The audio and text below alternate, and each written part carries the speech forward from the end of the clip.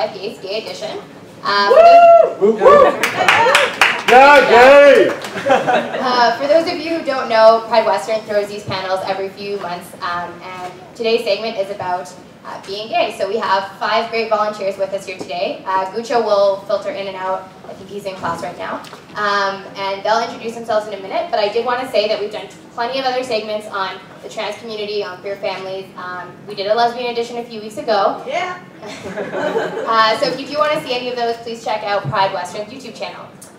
So my name is Marissa. I'll be your host for the day, and I'd like to introduce you to my co-host. My name is Ryan. I'm your co-host for the day, and I'll be going around the audience. If you guys have any questions for our panelists today, just raise your hand or whatever, and I'll come to you. And if you have any questions and you can't be here with us, or you're too shy to ask them to Ryan directly, you can tweet using the hashtag 2G5GUWO. Okay, so let's have our panelists introduce themselves. Okay, so my name is Alex, and I am a third-year biology student. And you wanted me to talk about my favorite thing about PrideWestern, right? Oh, that's right. Okay, so all the panelists are going to mention their favorite thing about PrideWestern. I love hanging out with the peer support center for sure. It's really funny and really great and awesome environment, and I've made a lot of fun. So, it's a great place to just study, or you can just stick it out. Hey everyone, my name is Kevin. I'm a second-year Media, Information, and Technoculture student. I'm actually not feeling too well right now. That's the hidden tissue box. So if you see me blow my nose, that's why. And in terms of what I love about PrideWestern, the pop party in September of 2011 was actually the first place I verbally acknowledged I was gay. So PrideWestern definitely helped me coming out.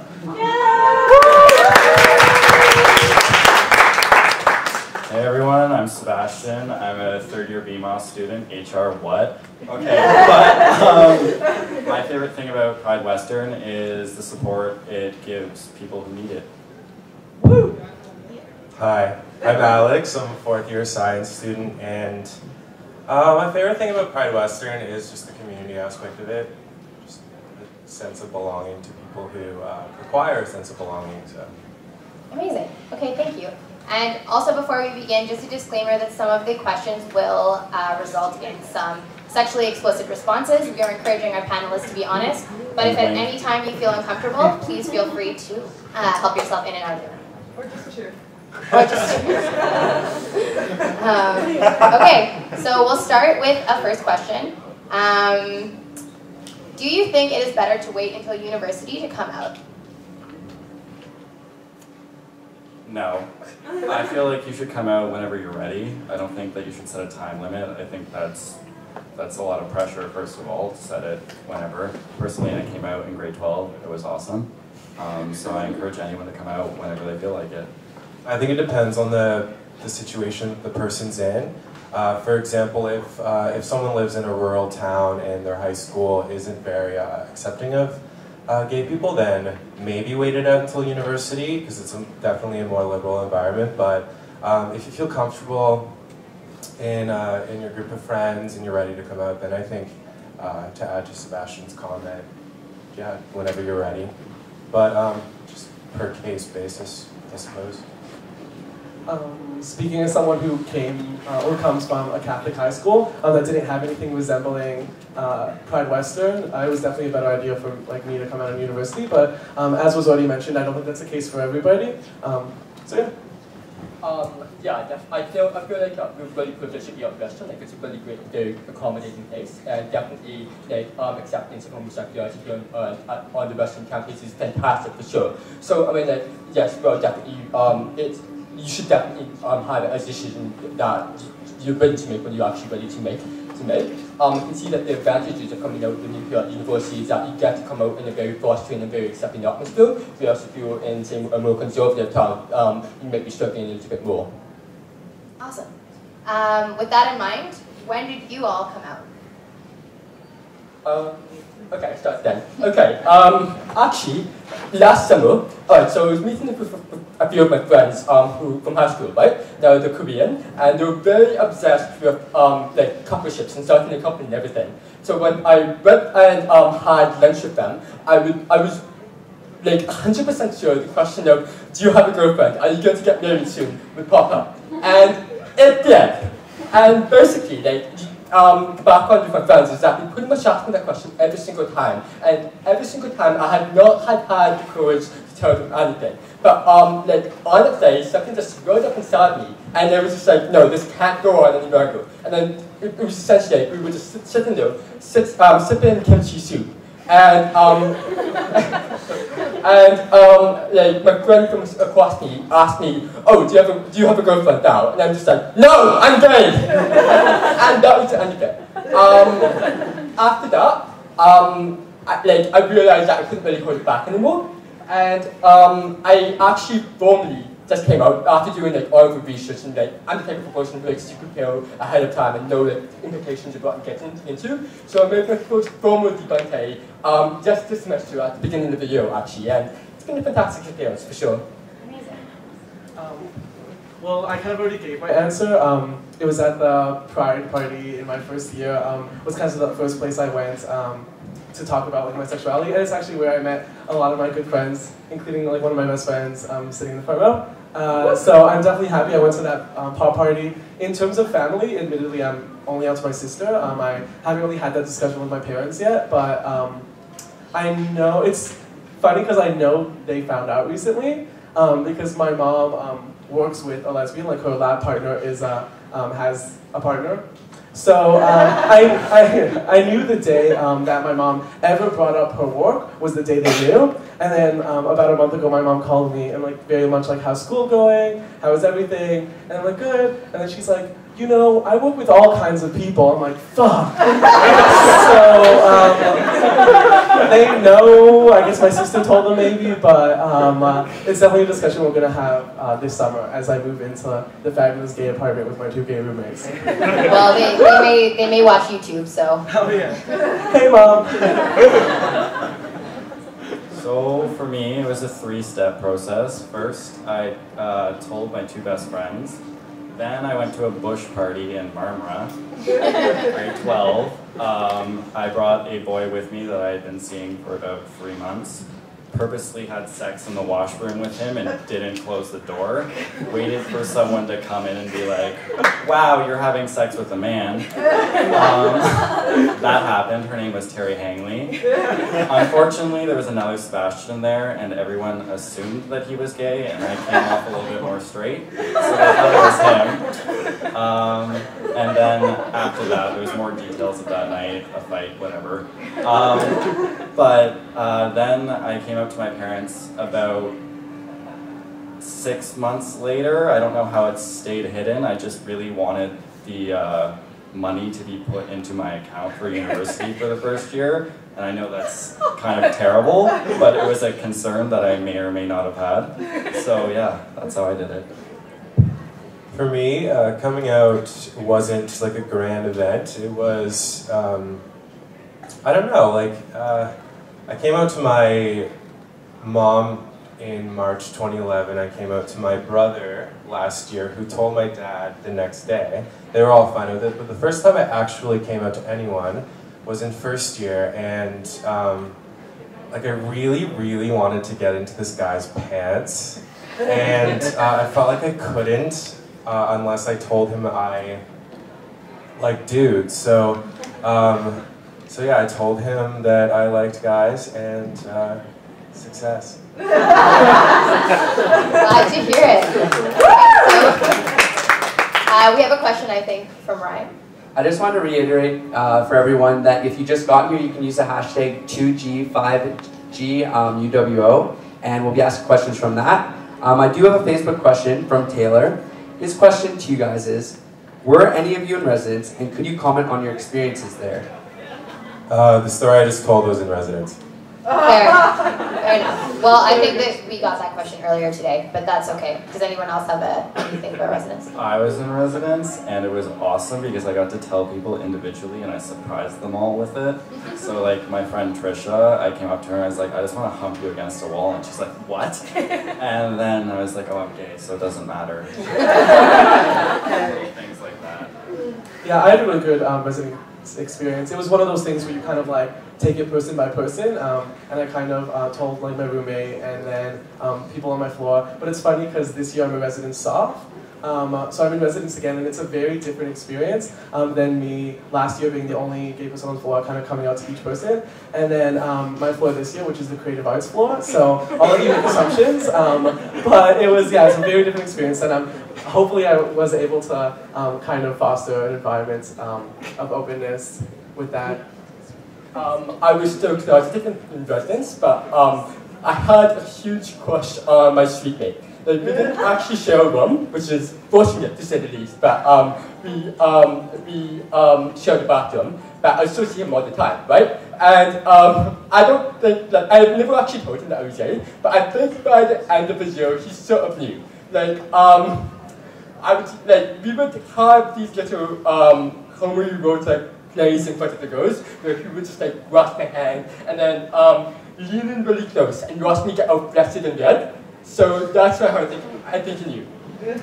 That's good to know, because when I was in first year, which was some 5 or maybe 6 years ago, I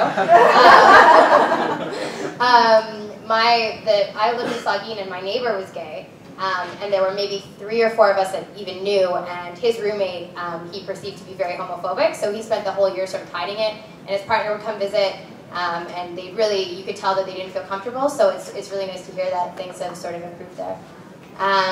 But with that in mind, someone brought up stereotypes associated with being gay, or perhaps with arts, a fallacy of which what is your favorite or not so favorite stereotype associated with homosexuality? We dress well. Yeah. True or not true? But you do. It's true and it's awesome. There's actually 2, okay? Like, in general, I think that for someone, like, in popular media, there's like 2 types of gays that you can really be. Like, the first is like the really gushy, femmy type of gay, but the other type is like the straight acting, like masculine type of gay. And I really dislike that, because it feels like you're being forced to like fit into one binary or the other. But in reality, people really just don't like that at all. And like, I find it really confusing, because I mean, it's like, I came up recently and I really had to really console with like trying to fit into one stereotype or the other, right? And like, I was just like, well, I'm neither of these. Can't I just be myself, really? An idea about gay people that not so much it kind of like more just annoys me is the idea that like we all are like scared of female anatomy.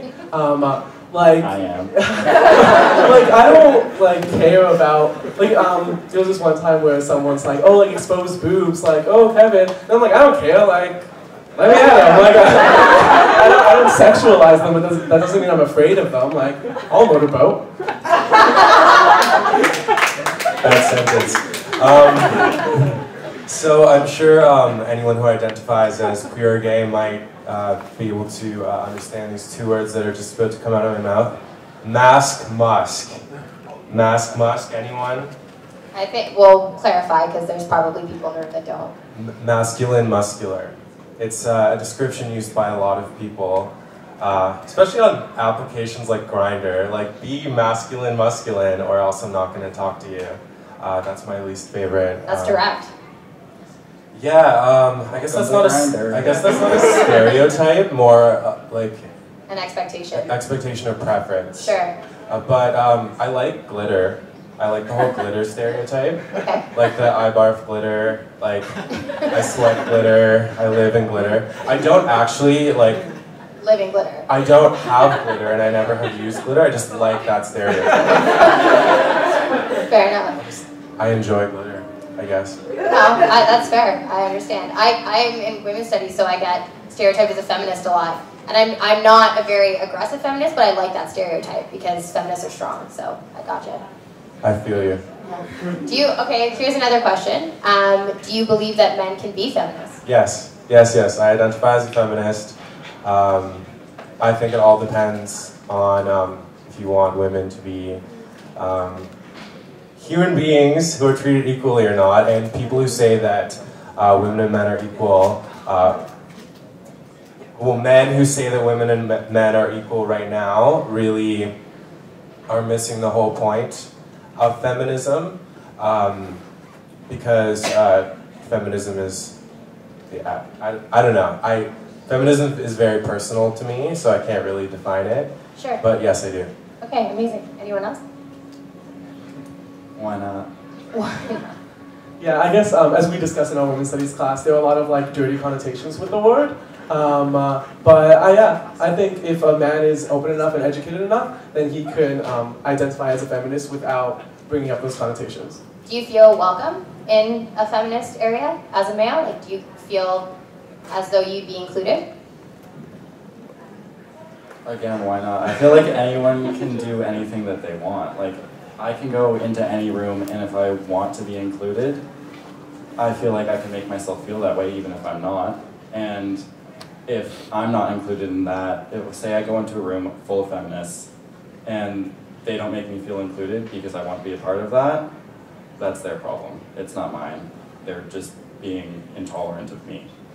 To add to that, I don't think I have any friends that aren't feminists. But yeah.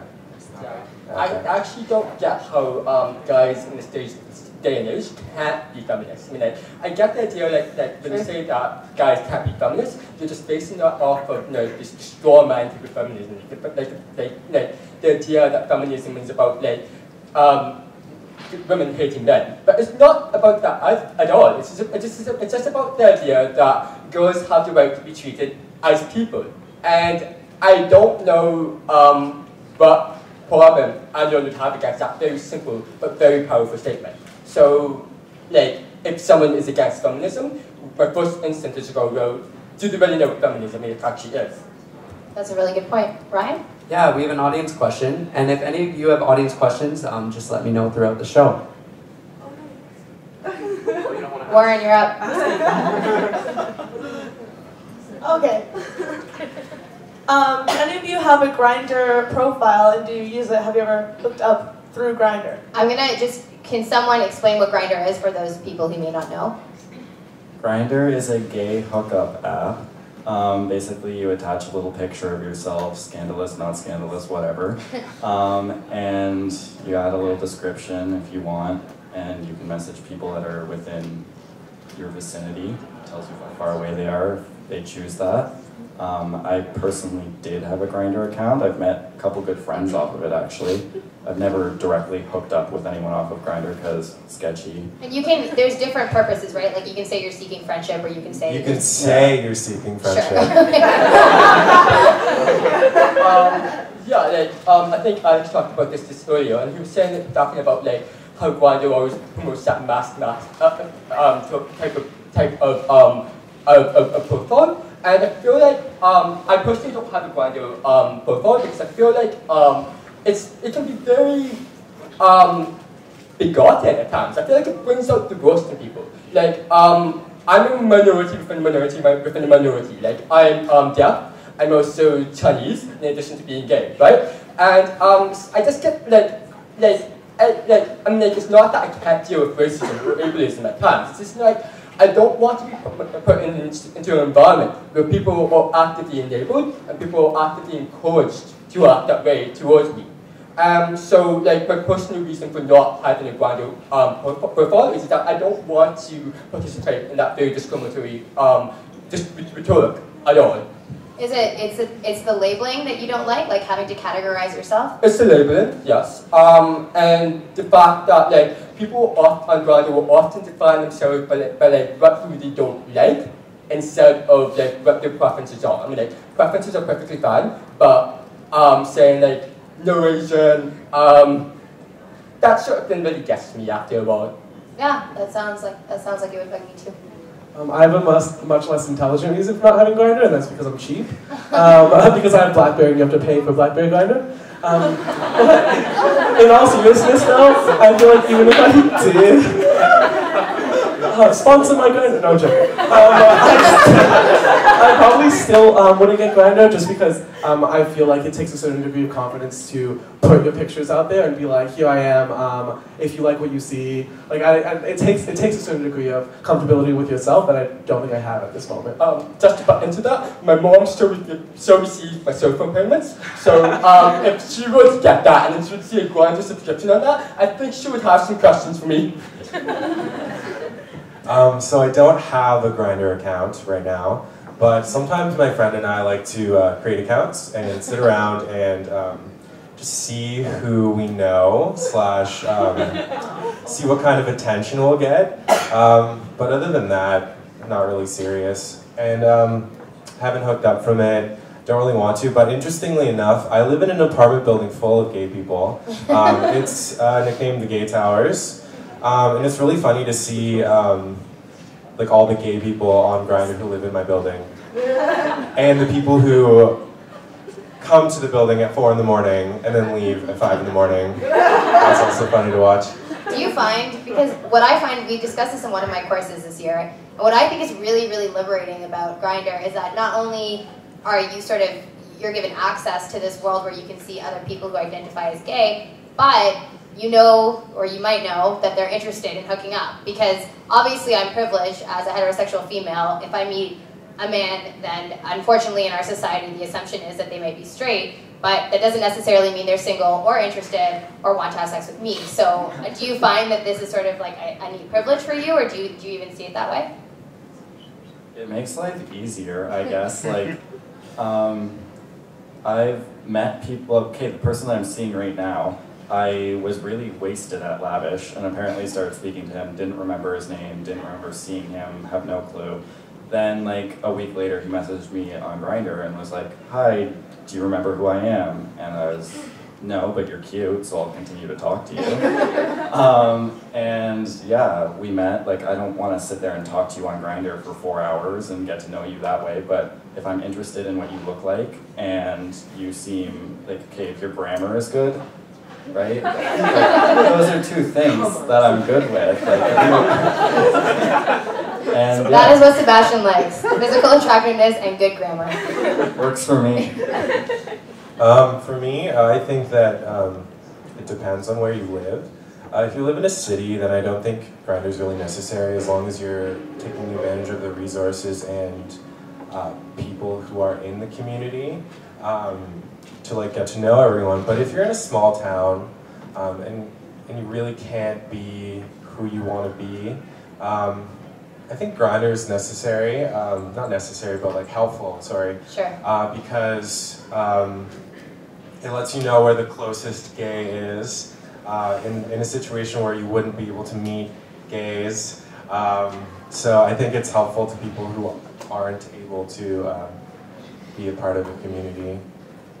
Awesome. Surprisingly, yeah, like, since like in a university environment at least, it's a very liberal environment, like most gay people I've actually spoken to have everybody feeling sure drivers or don't use it. Like, if you look at this panel, like we all said that we're sort of on the side of not really liking it, right? And I think that goes back again to like how liberal and how progressive our university is. And in a sense, like, yes, if you're in a very conservative town and you have to be like discreet, for safety reasons even, then perhaps Grindr would be the arbitrary choice. But here in PrideWestern, you're free to be who you want to be, so it's not necessarily that difficult to really meet guys at all. Awesome. I think that our 5th panelist has arrived. Come up on stage, Gucio. Should we clap? Why don't you take a minute to introduce yourself, and everyone else what their favorite thing about PrideWestern was when they introduced themselves. Oh, turn it on.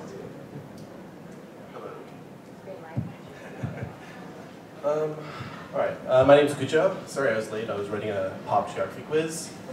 My favorite thing about PrideWestern is not having to write geography quizzes. Okay, I think Ryan has another question from the audience. Yeah, we have another question from Twitter using the hashtag 2G5GUWO. And the question is, what is your favorite thing about being with a man? Sex. Being with a man, like dating a man, or having sex with a man? Like Both. both? I've never dated a man before. But I just like how raw it is. I like how intense being with a man. I don't know, like I like body hair, and I like manly things. No, the smell is. Smell's the worst part. The smell is neutral. The smell is not a good or a bad thing. I don't know. I just think there's this raw energy about it. It works for you. Yeah, totally. Okay, Sebastien? My favorite thing about dating a man is I get to let my body hair grow out and not have to maintain that, because that's just a pain. Favorite thing about having sex with a man, the fact that I get to change it up so much. Like, we get to change it up so much more than everyone else. Like, You think so? Oh yeah. Qualify that. I'm just curious. I have 2 areas which I get. Well, yeah, but everyone has that. Like, I can be fucked or I can fuck someone. Oh, I see. Okay. Well, that's I can't. Yeah, okay. that's a lot of fun. I agree with that. I think my favorite thing about dating a guy is that, although I probably maybe shouldn't say this like vast over like estimation, but I feel like men, women in the room, but I feel like men tend to be more forward in their thoughts, like, and won't dwell upon things like with their friends and then with their like family, and then they go to you to talk about it. They'll just like bring things up to you.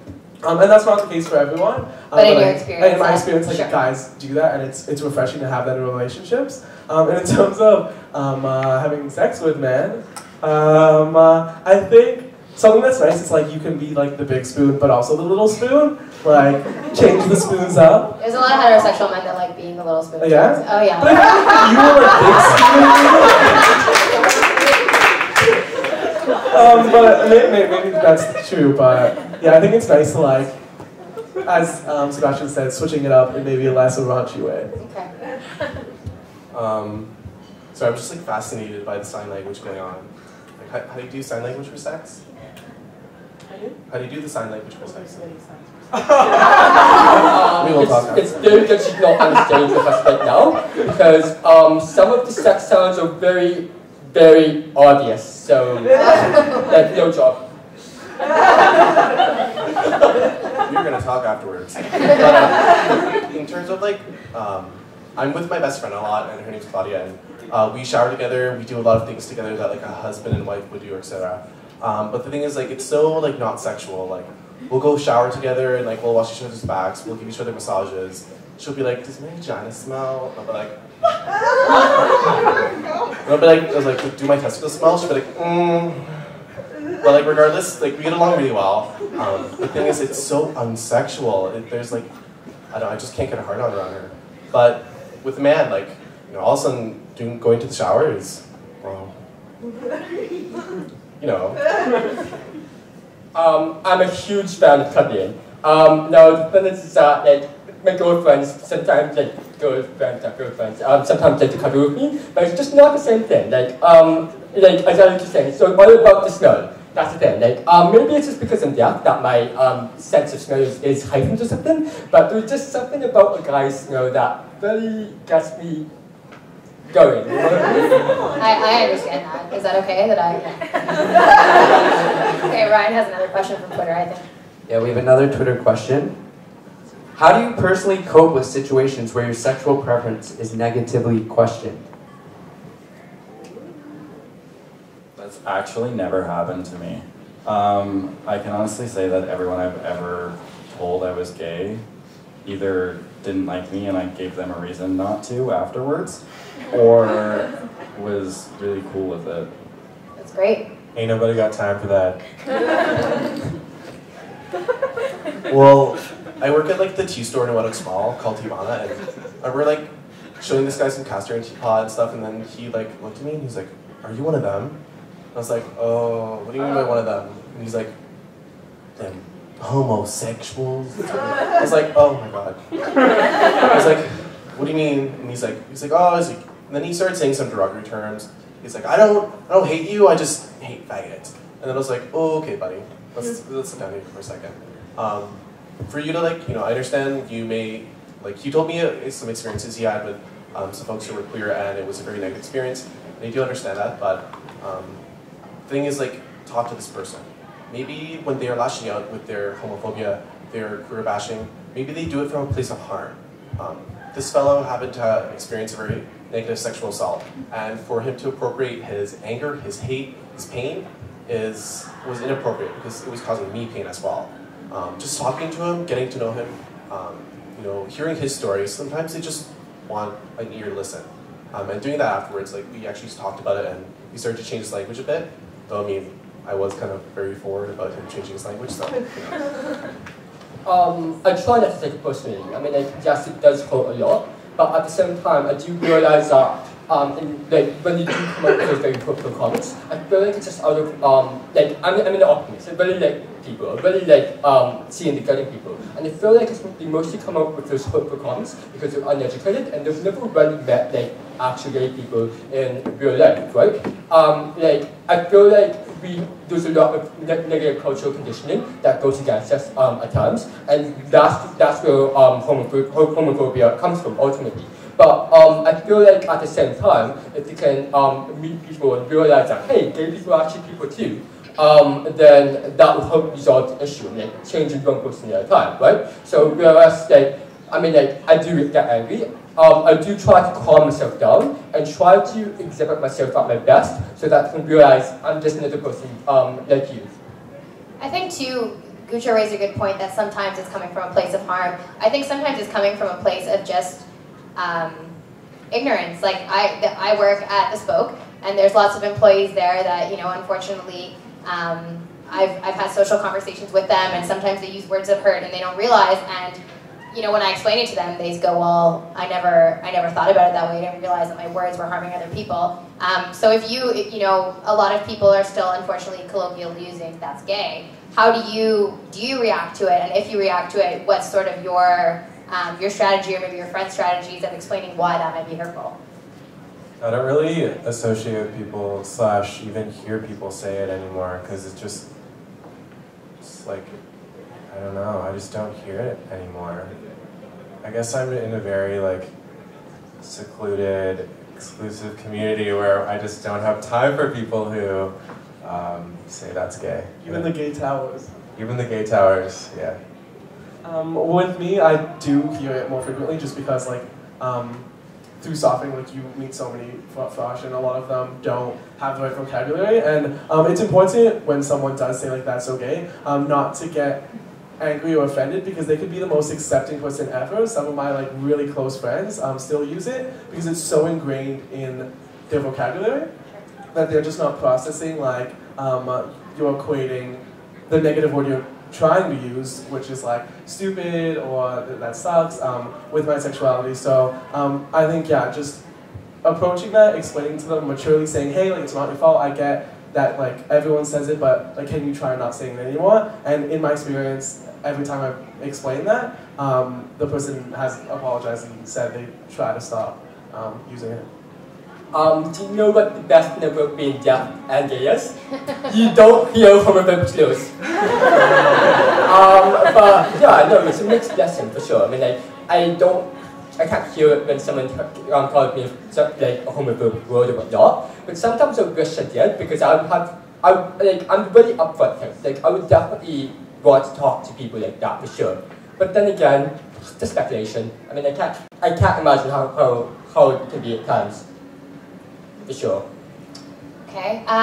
Did you, Sebastien, go ahead. About it. I personally don't have any issue or take offense to saying that's gay because I say that about things. Look at that rainbow, it's so gay. No, I'm just kidding. But if somebody did it to me in an offensive way, I'd be like, oh, look at you, you look so straight. Who taught you how to dress yourself? Something like that, which again isn't a good thing. But if somebody's going to do that to me, I see no problem with retaliating. The only thing that I don't like is the word faggot. That's the only word that hurts. Sorry. Ow. Why, did you say while you were speaking? Is that why you're apologizing? Sorry, you have an audience question? We have another audience question. If any of you guys in the back have an audience question, you just raise your hand throughout the show. And it's from Morning Pal again. Very charisma. Yeah. We know so much. Anyways.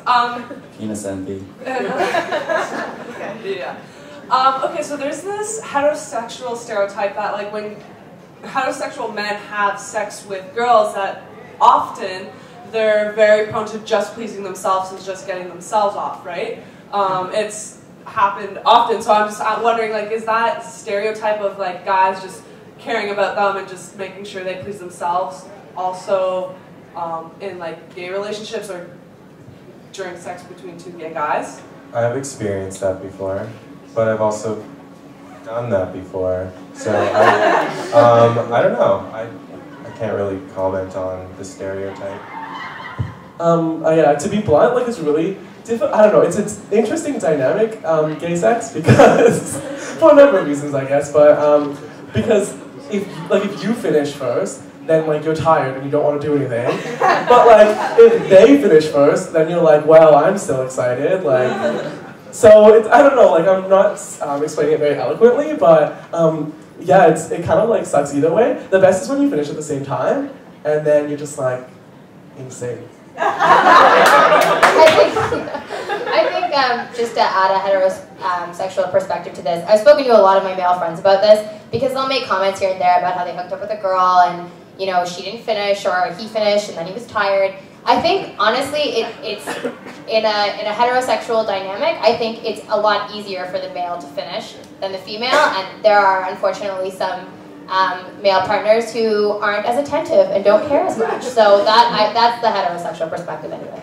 I was just gonna say it's a lot easier to get a guy off than it is like a girl. So if the person finishes or I finish, like what, 2 minutes with your mouth? Done. Like you can share. I'll ask for it. Well, the same can be said of heterosexual males, but somehow that's not usually the solution. Fair enough. Good communication and eye contact. I have something to add to that. A lot of heterosexual guys I talk to don't eat their girlfriends out. Oh, that's sort of what I was saying. Yeah, honestly, I was hanging out with my brother and his roommate like over the Christmas holiday, and they have this time limit, this time requirement that they need to be with their girlfriends for like 6 months at least before they start, or they need to shower first, and I was so disgusted. I was so disgusted at my brother and his roommate for that attitude, because like that's not okay. Like everyone needs to get eaten out. Like everyone needs to get eaten out all the time. Well, just in the defense of heterosexual males for a minute, I will say that it is quite intimate. I think some people may feel the same way about getting head as a male, but I think it is intimate, and I myself have waited with certain partners until you know each other better, just because, you know, they're right there. It's pretty personal. No, I know, but they would have sex first, and then... yeah, I still concur. Okay. I think it can be more personal than sex. It's important. I'm not opposed to it, but I think it is a bit more intimate. Okay. I think another thing that is involved is that, like, as in same-sex intimacy, like, we know what we're working with. Like, there's not this mystery or intrigue. Like, we know where everything is. We relatively know what to expect when we go south of the border. But with heterosexual couples, it's not the same. So I think that's another reason that they don't go down as much, is because, like, what's in the magical cave? That's my favorite thing that was said all day. Okay, we're going to take a question from Twitter. They didn't indicate whether or not they wanted me to say their name, so maybe I won't. But do you think that internalized homonegativity is still something that happens? Is it still an issue? Oh yeah. I think everyone to a certain extent has sort of homonegativity shaming, because we live in such a heterosexual culture. I mean, everywhere you go, you know, there's the hills well, this was like 5 years ago, but like you looked up and you're like, the hills, blah, and you saw like Spidey and whatever their names are. But you saw them and like you're that was like the MTV show The Hills, with like Lauren Conrad and Elsie. Okay, Elsie. That's true. I did. Like, everywhere you go, there's always all these heterosexual ads. Every single condom ad you see is about protecting STDs, but mostly protecting its pregnancy. Just everywhere you go, it's all about, you know, straight life. And then for you to be someone who's queer and look up at these billboards and be like, yo, how come that isn't me with Spencer? Like, assuming like you like Spencer. But like, how come that isn't me with Spencer? Did anybody like Spencer? No. Oh, yeah. Spencer didn't like Spencer. I didn't like Spencer. Anybody else want to answer that question? I think that like I've actually had to go through the process of overthrowing like negative societal messages twice actually.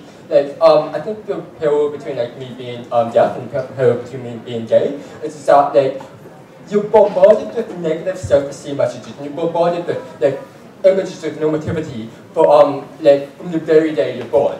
And in some respects, like I think that like since I've had the fortune to be deaf since I was a kid, it was actually less of a challenge for me to overthrow my own internalized homophobia, because I was so acutely aware of like how these messages were affecting me, and like the processes and the mental processes you go through to get rid of like all of the constant intrusive thoughts and all of the constant negative self-esteem messages that our culture and society has presented you with.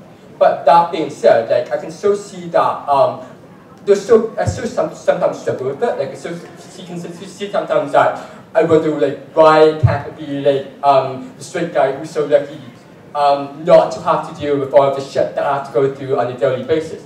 But when I think that way, I just try to think to myself, well, ultimately, being gay has made me a better person, right? Like, going through the challenge of overthrowing like cultural programming is something that has been ultimately invaluable in my life, and it's been great.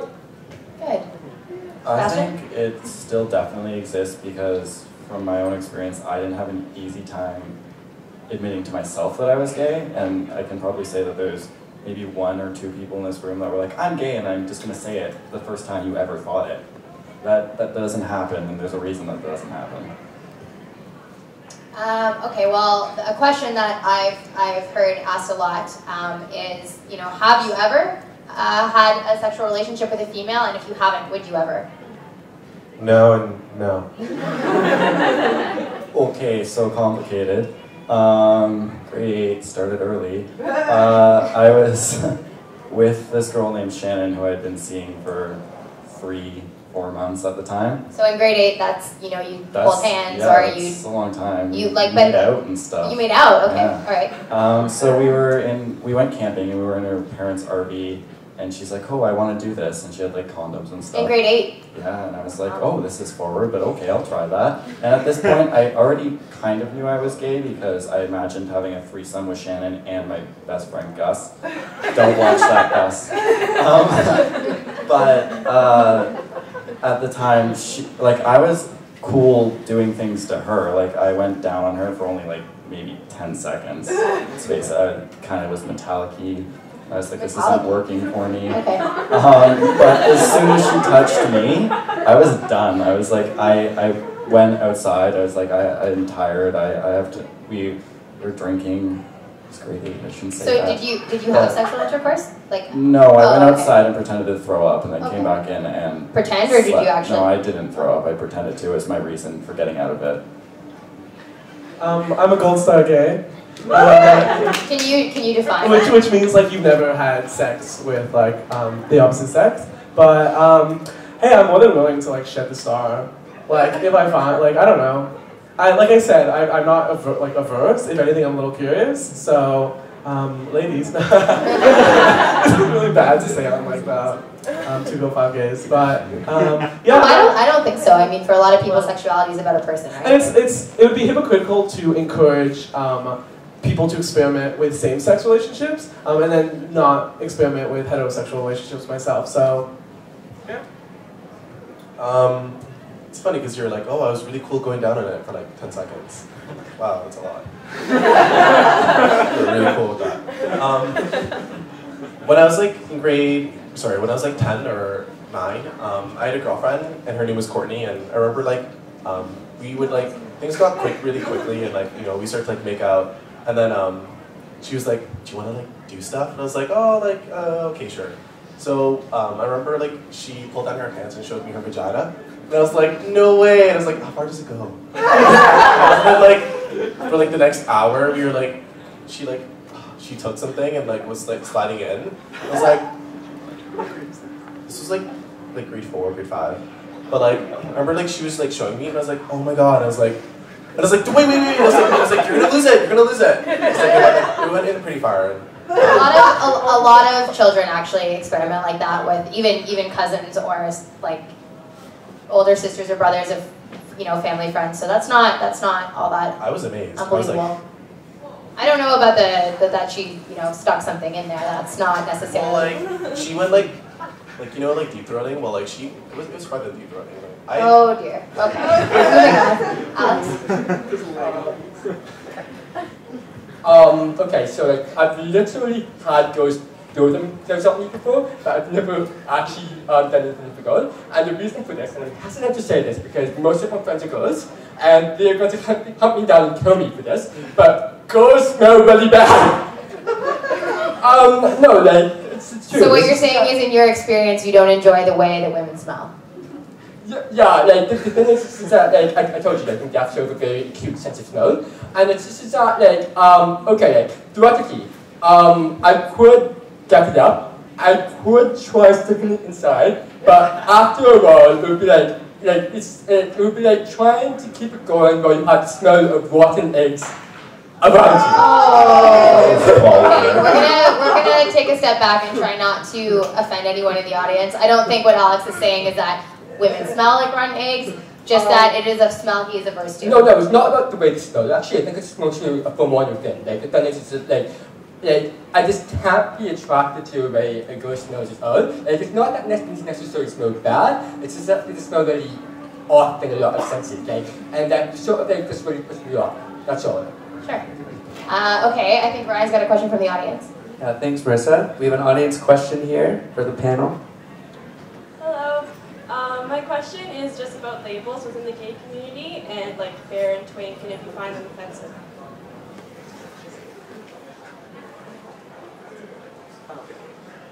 I don't know. If somebody came up to me and was like, hey, look at you, you hot little twink, I'd be like, oh wow, okay, that was a bit much. But I don't think I find it offensive. It's like sporty if you're a girl, or pretty or sexy. It's just different terms for the way you look, and I'm okay with it. I think they can be fun. I think these labels can be quite fun and funny, especially if you're subject to these labels. I've been called a cub, I've been called a bear, I've been called an otter, I've been called a cutter, like a cub otter. I don't know. I think it's funny and fun, and it's just quite entertaining. So. Yeah, as much as I want to sit here and say like, oh, we shouldn't be labeling people, like, I am very guilty of using labels like that. Like, I don't know, like it's not, I don't want to say fun, but it's easy because most people in the gay community will understand like the aesthetics to the word. So if you say like I'm into twinks, then people understand what that means and can make the right image. What does it mean? What is a twink? Okay, there's some debate with this. In my image, a twink is like kind of young, scrawny, not that hairy. Hairless is key. Yeah, hairlessness is key. Potentially like bottom, but not necessarily. So yeah. Okay, so there was a question on Twitter that I wanted to ask before. What do you think about the assumption that gay men and lesbian females don't get along? I live with a lesbian and she's my best friend. She's wearing a cactus shirt. I'm not gonna say her name, but like 95% of my friends are lesbian, so like I can't really attest to that stereotype. Yeah, I don't get it either. I mean, like, I think that like people are people, right? Like, just because that they identify as say lesbian or gay doesn't mean they can't be friends. It's just that like, do we get along personally? How do those dynamics work? I love all people. I will be your friend. Like, if we haven't met yet, like, please come talk to me. But regardless, like, I don't see why I would be opposed to being friends with someone who's lesbian. A lot of my friends are lesbian. A lot of my friends are straight, gay, bisexual. My teddy bear. Okay, another question that I've heard a lot asked to my gay male friends is, explain, if you feel comfortable, the top-bottom dichotomy. You know, don't necessarily say which one you are, but, you know, do you believe in being both? Do you have a preference? Does it matter when you meet somebody what they are? Is that something that comes up right away? Me first. Okay, you go first. Okay, so a lot of people self-identify as top or bottom, and a lot of people like Sorry, to... Alex, would you mind just explaining in case someone doesn't understand? I'm about to. Okay, so a top is someone who is the insertive partner. A bottom is one who is the receptive partner, and verse, which is the short form of versatile, is someone who does both. And I personally believe that versatile is the key to being like a true gay, because you're not really experiencing all that's out there unless you're doing both, you know? You have both parts, why not do both? They both feel good. I don't necessarily agree. At this point in my life, I identify as solely top. I won't bottom. And I'm not saying it's something I will never do in my very long life of fabulous homosexuality, but right now, it's not that I don't like bottoms. Obviously, I love bottoms. Like, I wish everyone was a bottom. It would mean a lot for me. But the options would be endless. Exactly. I see versatile is really good. I don't see any problems with just expressing your preference. For me personally, physically, emotionally, mentally, it just aligns with being a top. So it's not so much about other people's experiences. It doesn't bother you if someone's versatile. But for you, you're more comfortable being a top. Yeah. Okay, so the way I feel about this is that I don't think there is a gay man that doesn't have an urge to have someone over top of them.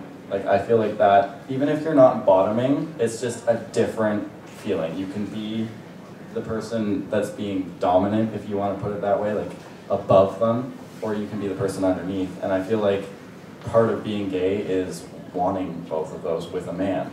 And I don't care what my partner is, I'll adjust. I have a preference for bottom because I'm the only one who's going to say that.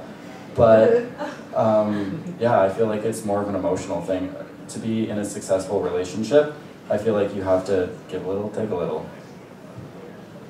Awesome. Thank you, by the way, everyone, for being so honest. I know this is one of the more personal questions, so. Oh. Gucio, go ahead, though. Sorry, I thought you were saying a joke. And yeah, you're like, you have to give a little and take a little. I was like, ah. Literally. I think it's important to be I think it's important to experience both. Be cock-a-licking and get cock-a-licking. It's important to what? Well, it's important to feel both because how often do you get to get fucked in the ass, or how often do you get to fuck some guy in the ass? It's two different ways of experiencing sex. Each one has their their own ways of feeling good. Some feel better than others, and it depends on the person's preference. Perhaps they like to stick in it, or perhaps they like to get it stuck in. Play around. Sexuality is about two people or more. I have a sensitive ass. It bleeds whenever it's constipated, so I think that's derogatory. Okay, I have something to add to that, though. Actually, I probably should. Never mind. Yeah, okay, I'm going to anyway, since I already said it. Okay, so a lot of gay men, okay, this isn't a personal attack to anyone, but a lot of gay men who identify as a pure top, who I've talked to and I've actually dissected / had a conversation as to why they feel like they are pure, a 100% top. It's because they feel emasculinated by being a bottom, so they would never even entertain that idea because they feel like they are somewhat less of a man if they do so. And I've had these conversations with these people, so I don't know, that's how they feel at least. That's an interesting perspective. No, for sure. I'm not saying that everyone feels that way who's a pure top, but... Well, by the same token, I know a lot of heterosexual men that don't feel comfortable when the girl's dominant for exactly the same reason. Honestly, so it could easily be the same thing. Sure. Do you have any questions from Twitter, Ryan? Yeah, we do have another one. What's your opinion on dating a bisexual or pansexual? I'm okay with it, honestly, as long as there's love in the air. Then I don't see a problem with it. And I know a lot of people are afraid that it's too competitive or that they're not satisfied enough. But if you tackle these issues early on in the relationship, I think that it can be very wholesome, and not a lot of resentment would come about that if you talk about it. Well, personally, I have no problem with dating someone's bi, but at the same time, I feel like I feel what the root behind the question is that if you're asking about like biphobia or panphobia or transphobia, and I have to say I am, for me personally, this isn't really the question, but I would not date someone who is going to trans, and I'm a little bit ashamed of that. And sometimes people tell me that I shouldn't be ashamed of it because it's all about preference. But at the same time, we have to analyze where our preferences really come from, right? And I think for me personally, I can definitely see that my preference for not wanting to date someone who's trans comes from my transphobia. In some respects, I can't really help it because it's the way society has really programmed me and really forced me to really think. But I think that as a gay man, I'm in a privileged position. Since I've had the experience of overthrowing my internalized homophobia, and I know what it's like to subvert and to contradict the program and the messages that society has programmed me with, right? So I feel that whereas one person can have a preference, if it's a whole community saying similar things, that's definitely discriminatory, that's definitely biphobia, that's definitely panphobia, that's definitely transphobia. So I feel like I personally don't want to be part of that dialogue, so I want to use my experiences of overthrowing my own internal cognitive biases and extend that to basically anything out there, so it can come in from personal perspective and from an objective perspective of evaluating the person and not who they are. So whereas right now I'd say I wouldn't date a trans person, I hope that's something that we will to change in the future. Absolutely. Sebastien? I'd love to say that bi people are my favorite. Why? Because I've personally had intercourse with /seen /whatever with 2 bi people, and they were the happiest people I've ever met. I don't know if that relates to their sexuality in any way, because they can just have fun with everyone, but they are just wonderful people, and I recommend everyone date a bi person. Okay, so unfortunately we need to wrap it up. We only have time for one more question. I'm not going to ask Val's question, but you should ask her later what she was wanting me to ask. Is safe sex important to you? Yes, everyone have safe sex all the time. All the time. Like seriously, all the time. Every time. Every time. Every time. Even if you're in a relationship, for the first few months of the relationship especially. Don't trust no one. Don't trust no one. I personally have never had unsafe sex, so I think that is a good thing. I don't know. My best friend, she was having sex with this one guy, and then afterwards she noticed a weird discharge coming out. And then she was telling me how she got a yeast infection from him, and it was really traumatic because it was the first time she had a yeast infection, so she was scared out of her mind. I remember one time she called me, just being really upset while she was drunk, and she's like, "Fuck!" She's like, "My life is ruined. I've got a bread loaf baking in my oven, and now no one's gonna fuck me." I was like, "Okay, well, whatever." So ever since then, we had to talk, and she from then onward, she's been using condoms. And it just showed me using condoms, no matter what, even if it's a yeast infection, even if it's nothing at all, it's important to use a condom. Also, because it's kind of dirty. And sex is dirty. Just to throw some education out there real quick, a yeast infection is actually caused by sort of a hormonal and bacterial imbalance. So it can be caused by having sex and maybe not taking certain precautions before and after, such as going to the bathroom right away or taking a shower soon thereafter. But it's not necessarily the blame of the partner, whether that be someone who's male or female or otherwise. I just wanted to point that out. But continue. You're done? Anyone else? Yeah, I have safe sex, and it's not condoms are rare. They're everywhere, literally everywhere. Yeah. Sorry. In residence, they're in the vending machines, they're with your RAs, they're with your You can get them at student health services downstairs. You get them, so even at Pride, it was raining condoms, basically. So it's not if you're ever with someone and they're like, "Oh, sorry, I don't have a condom," just be like, "Max, down the road." If they want it, they'll walk for it, right? Absolutely. I think that it's a matter of respect. I mean, if you think about it, I think that one of the things we need to be concerned about, like, asking pair partners to use a condom with that is that we may be implying that, like, they have an STD or they're dirty in some sense. But I don't think that's the message that we're trying to necessarily convey, right? I mean, like, if you think about it, like, a lot of STDs don't show symptoms, a lot of them don't really, like, can't be really easily detectable. It's not as if, like, you're saying, like, you're lying about the size or anything like that. It's just that you're saying, like, you have, like, you essentially have, you potentially could be forcing a very life-changing, ultimate decision onto, like, your sexual partner's hands, and therefore, like, it should be just respect within for you to do, just to make sure that, like, on your side, that you're not transmitting any diseases. Sure, and I think too, everyone can carry something that they're not aware they're carrying. So it's not necessarily about your trust in your partner. It's just about protecting yourself, which is important. And if anyone has any question about where to get tested or where to find condoms and how to have safe sex, PrideWestern is always available to answer your questions. So go to the center, tweet at them, and they'll be happy to give you some information. And on that note, I want to thank everyone for being here today. We've run out of time. I'd also like to give a special thanks to Christina for being here to help Alex be part of the conversation.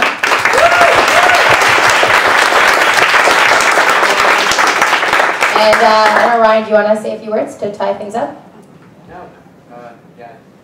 Just thanking the panelists and all our lovely audience and everyone that tweeted in today. Thanks. So thanks for being here, guys. If you have any questions, just contact PrideWestern.